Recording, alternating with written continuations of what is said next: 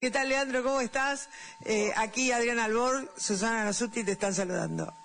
Hola Adrián, Susana, qué gusto hablar con ustedes. Igualmente, Leandro, un gustazo hablar contigo, querido compañero. Sí, no, en el gobierno de la ciudad todavía no. No, ninguno de nosotros. No descartemos que alguna vez ganemos la ciudad y ahí por eso todavía. Todavía, exactamente. Pero seguís en la provincia de Buenos Aires, en el Ministerio de Trabajo. No, en el 2022 fui a FIP, a lo que era la Dirección General de Recursos de la Seguridad Social, que hoy la subordinaron a la DGI. No como parte de este entramado.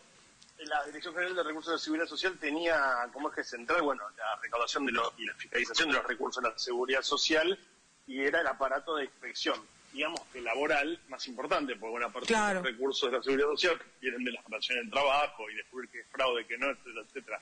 Bueno, eso fue, digamos, desarmado, no totalmente, pero sí subordinado a la DGI por esta gestión, en consonancia con, el tema que nos convoca hoy, ¿no? Claro. Exactamente. Bueno, Leandro, esta semana, viste que las semanas con el actual gobierno transitan a paso acelerado y siempre tenemos una novedad. Bueno, esta semana la novedad nos la dio la Cámara Federal la Cámara del Trabajo, la Sala Cuarta, creo.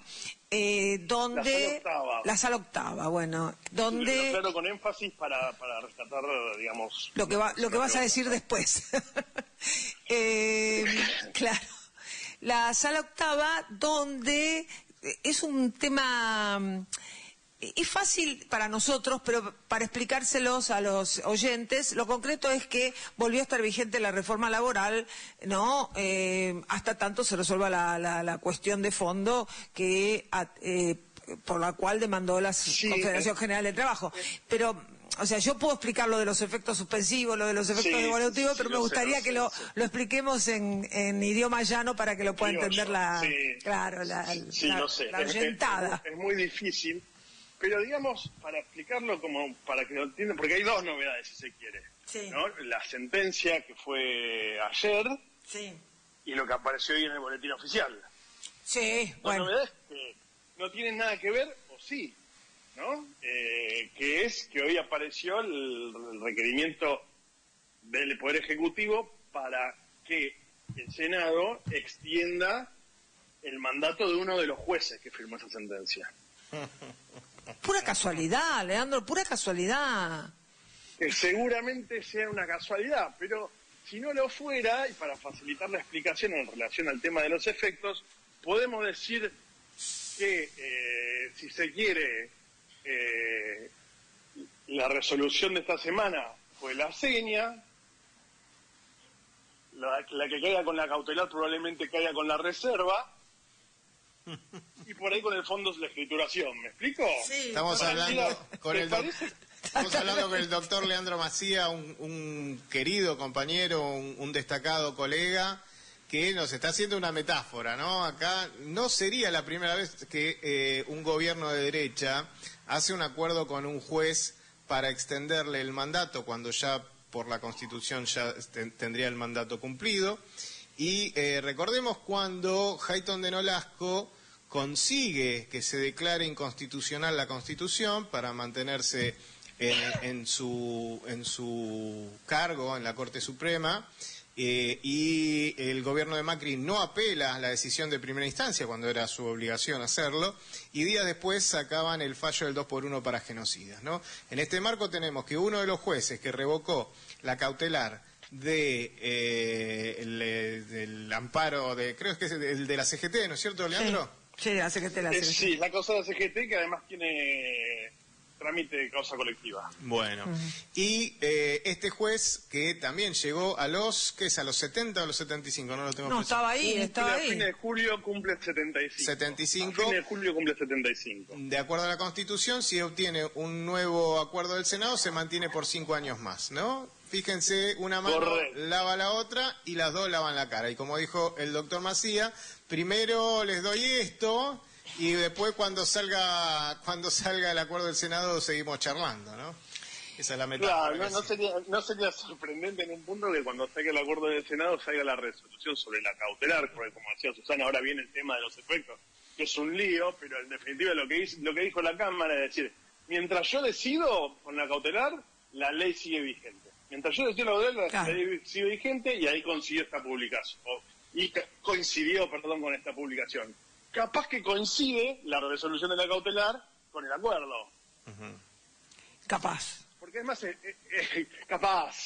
porque además es muy llamativo, ¿no? Que está ordenado el frizar todos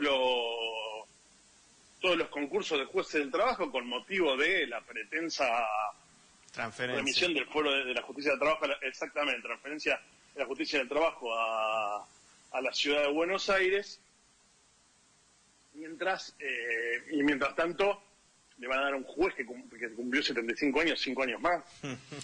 No tiene mucha explicación, ¿no? Ahora, me parece muy consistente. Uno siempre le dice a los clientes, cuando quienes ejercen la profesión o en general, comenta que la justicia un poquito más progresista, un poquito más a favor del laburante, es la justicia del trabajo, ¿no?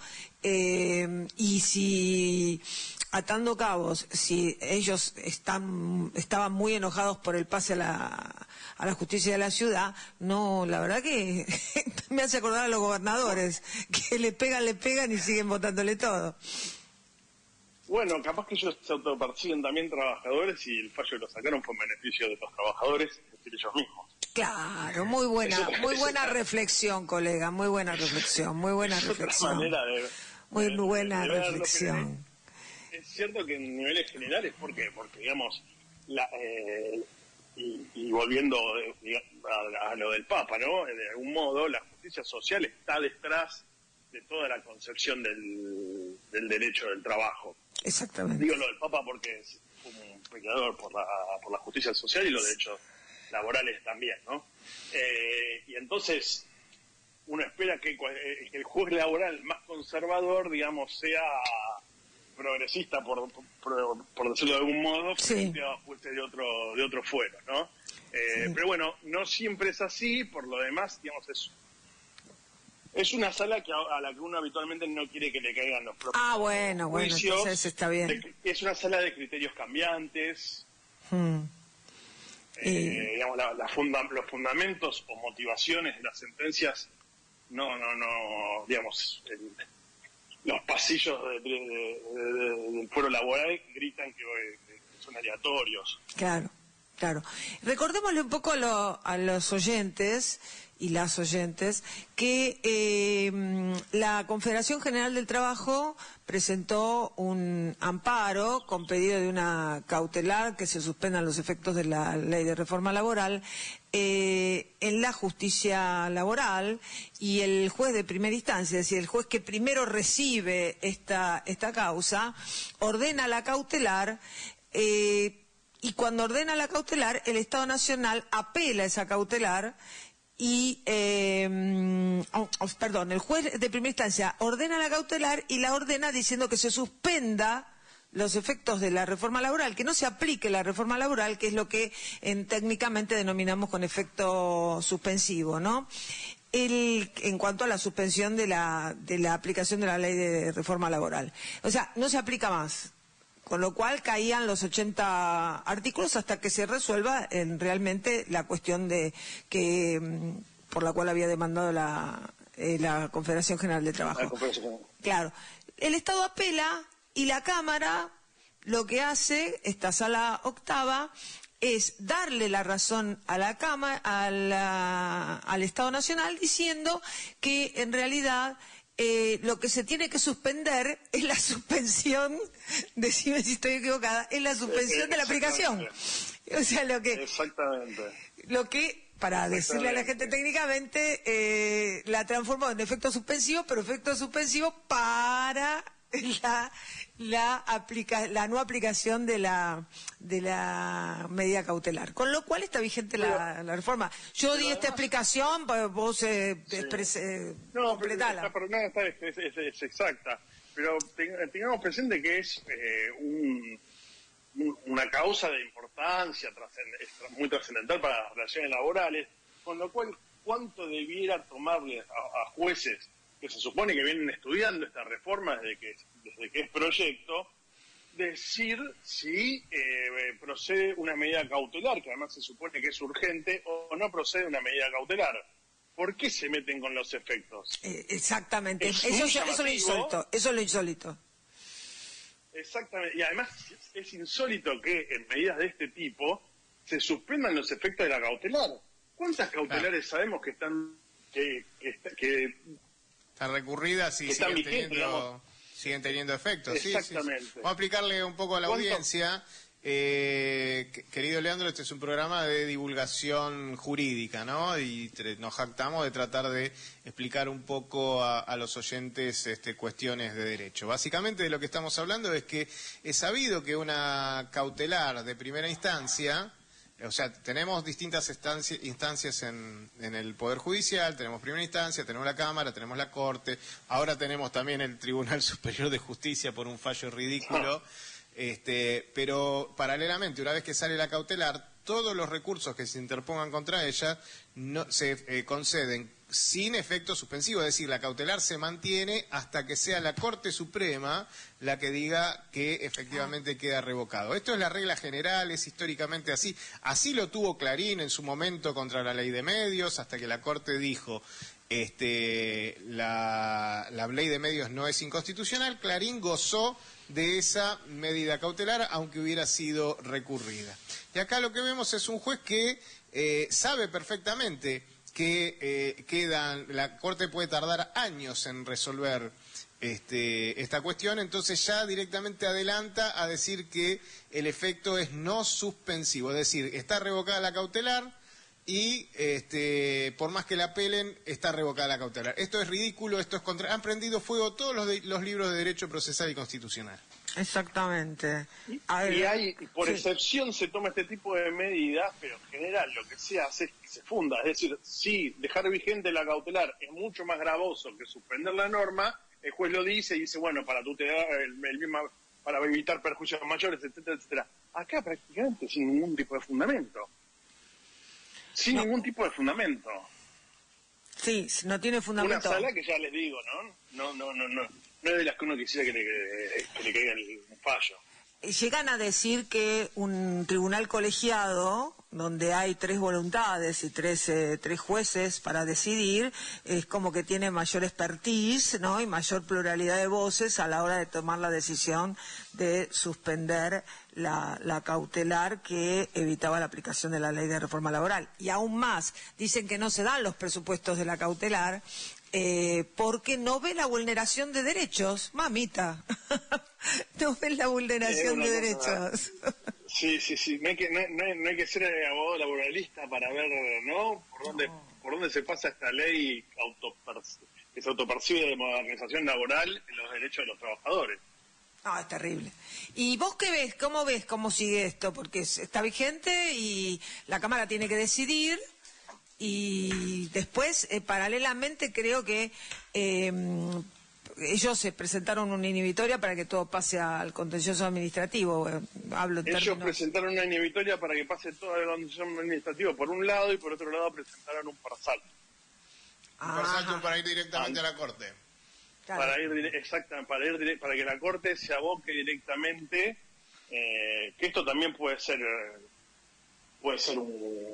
un juego, ¿no? Que la sala levante los efectos y que después la Corte admita el recurso. Entonces, bueno, estaremos todo lo que tarde la causa, aunque es una causa de puro derecho.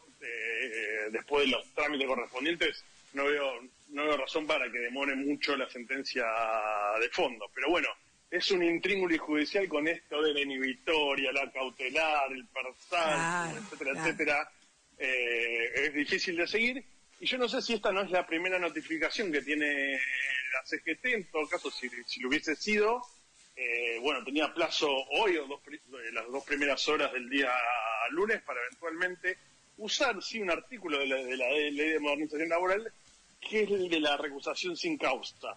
Más allá que pueda recusarlo, más allá que por ahí tal vez tengan motivo para recusar también a estos 2 jueces, ¿no? Claro. Yo la recusación sin causa desde ya me parece que no, o sea, teniendo presente esto de que al día siguiente que sale la...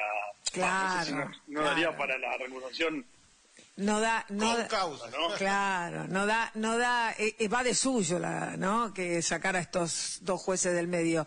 Pero esto puede durar años, puede durar meses, porque Esto primero puede durar años, puede durar meses o días. Exactamente, pero bueno, también, o días, ¿no? Porque hay que ver cuándo puede dictar la sentencia de fondo, o la sentencia de la cautelar sala, o la sentencia de fondo a primera instancia, y qué hacen después, ya sería, digamos, una grosería mayúscula, que con la sentencia de fondo vuelvan a decir que el recurso, que aún con el recurso interpuesto sigue vigente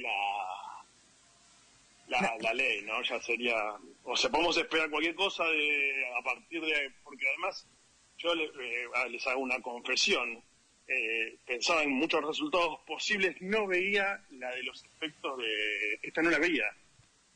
Se te pasó, es que a quién no se le pasó, no, a vos solo no. Claro.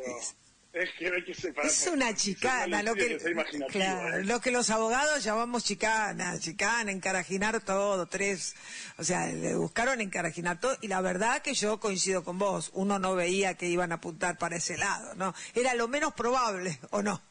Era lo menos, exactamente, era lo menos, porque también es algo que ustedes señalaron, o sea, cualquier juez del trabajo ve con claridad que, no te digo, ponele que no todos, pero buena parte de esos artículos son contrarios a la Constitución Nacional, todo lo que tiene que ver con huelga. Y además es muy gracioso, porque hay algunos, en la ley de modernización, obligan a los jueces del trabajo a seguir los criterios de la Corte Suprema de Justicia de la Nación. Son los únicos jueces, no de la Justicia Nacional, sino no todos los jueces de trabajo. Y pasa a ser muy gracioso porque antecedente de la Corte obligarían a declarar inconstitucional varios de los artículos. Con lo cual, casi por acatamiento a la ley de modernización laboral, tendrían que declarar inconstitucionalidad de varios de estos artículos. Si fueran coherentes con sus anteriores pronunciamientos, entendemos que la Corte tendría que declarar la inconstitucionalidad de varios de los artículos. Sí. Claro.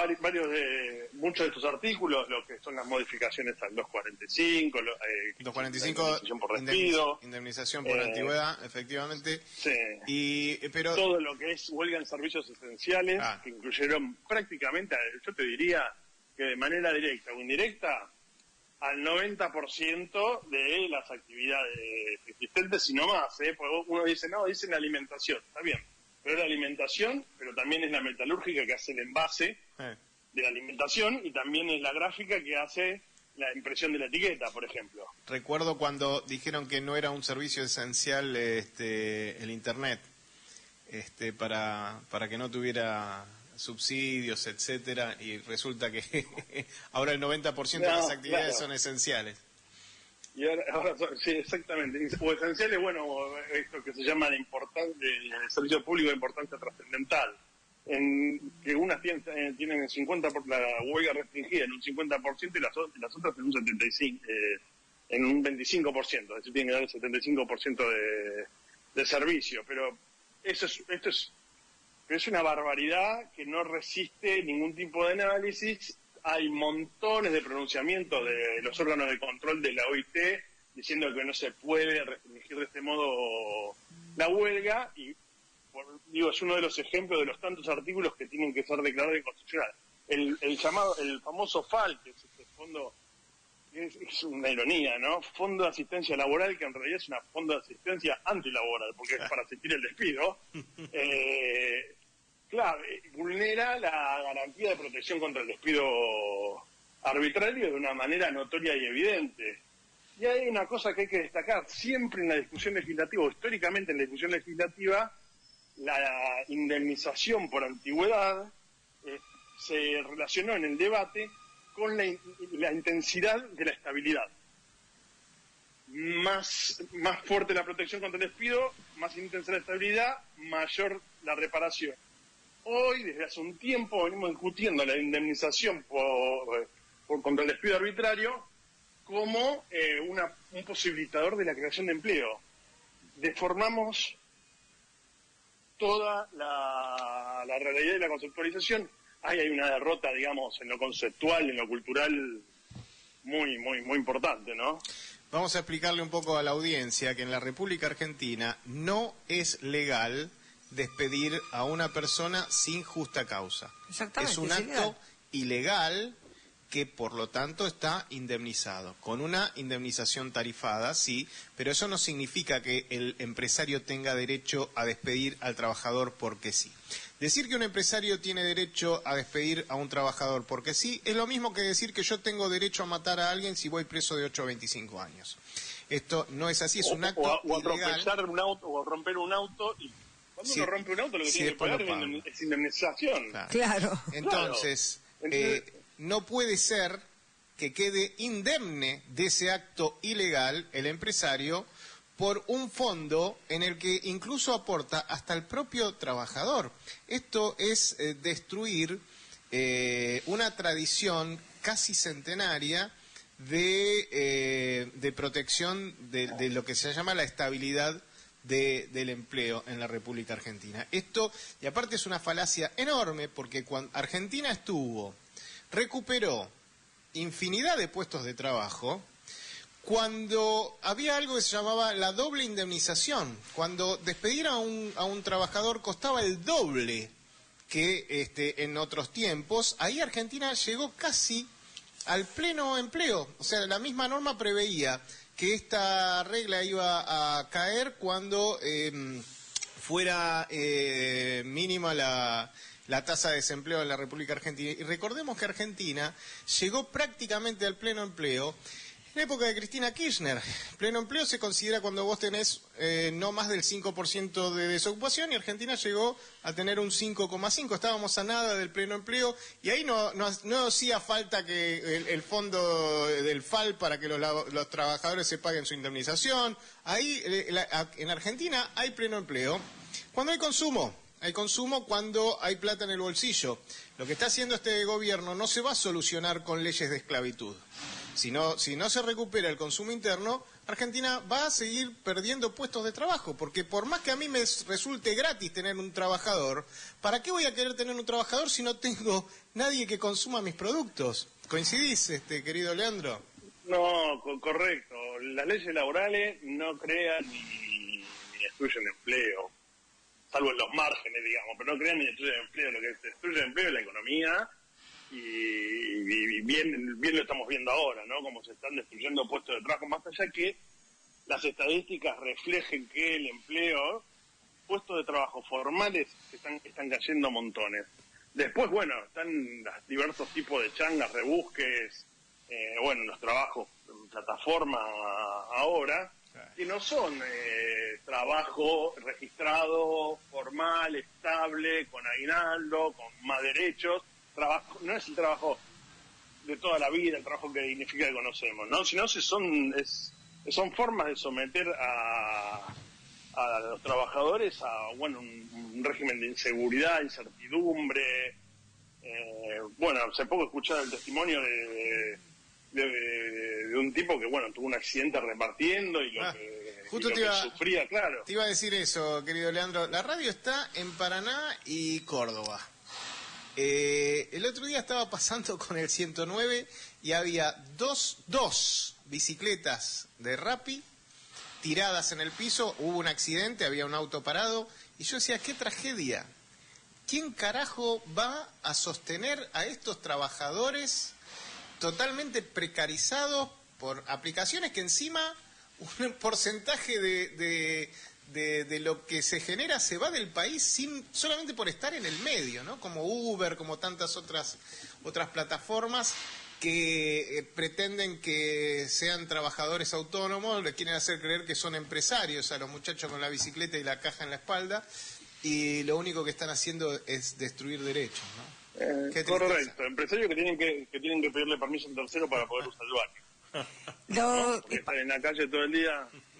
Pasamos un audio recién al principio del programa donde el Papa decía que el empresario que no protege los derechos de los trabajadores, que pretende que los trabajadores no tengan derechos, valga la redundancia, es un esclavizador.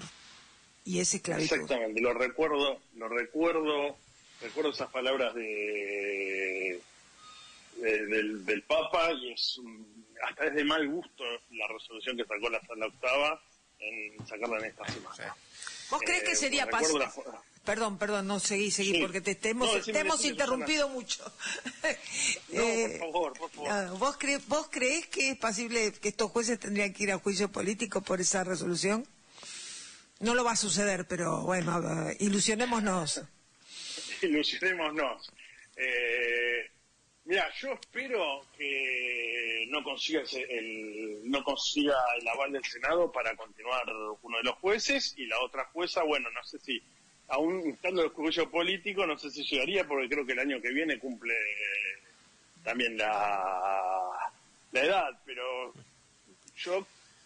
lo que yo creo que es que hay que organizarse para que todos los colegas requiramos a los senadores que le pregunten a este juez por alguna de las causas que han tenido a lo largo de la historia, ¿no? Porque hay que aprovechar esta audiencia, ¿no? Para que por ahí den cuenta de por qué resolvieron en sentidos desparejos en montones de causas, con criterios absolutamente distintos. Me parece que es una ocasión que se haga público ciertos manejos, ¿no?, que tienen algunos jueces.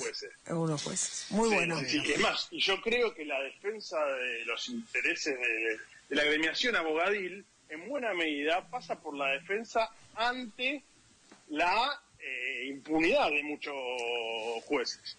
Ni hablar, bueno, vos, Adrián, con la especialidad que tenés, ¿no?, que te ves sujeto a un montón de criterios de una arbitrariedad pareciera que no hubiera código de procedimiento, sí, ¿no? Bueno, estaría bueno que me viene a la memoria el juez pistolero que hizo daño hasta el último día de su vida, que era el inventor del derecho procesal penal,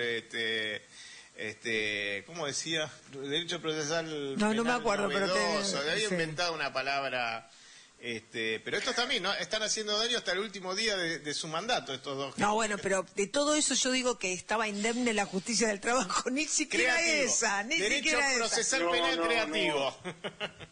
Ni siquiera. Exactamente, no, si, es más, mira, me viene a la memoria lo que fue el escándalo, ¿se acuerdan?, con una situación en el caso de Telam, sí, de la reinstalación, que en un momento lo recusan a María Gibert, y hay una situación que produjo un escándalo fuerte con uno de los jueces que ya no está de esa sala, pero que la integró y que se vio envuelto, bueno, no sé, habría que ver, digamos, parece que queda en la sala queda el perfume. En cualquier momento en el derecho civil, cuando una mujer pide alimentos para sus hijos, primero que no se lo dan, eso sería el menor problema, se le ponen multa por haber pedido alimentos al padre de sus hijos. En cualquier momento, bueno, está todo trastocado. Mirá, no des la idea, porque la ley de modernización laboral no tanto como eso, pero sí sacan la temeridad de malicia y sí fijan una sanción para el abogado por pedir en exceso. ¿Qué es exceso? Sí, es verdad, por la petición inexcusable. Sí.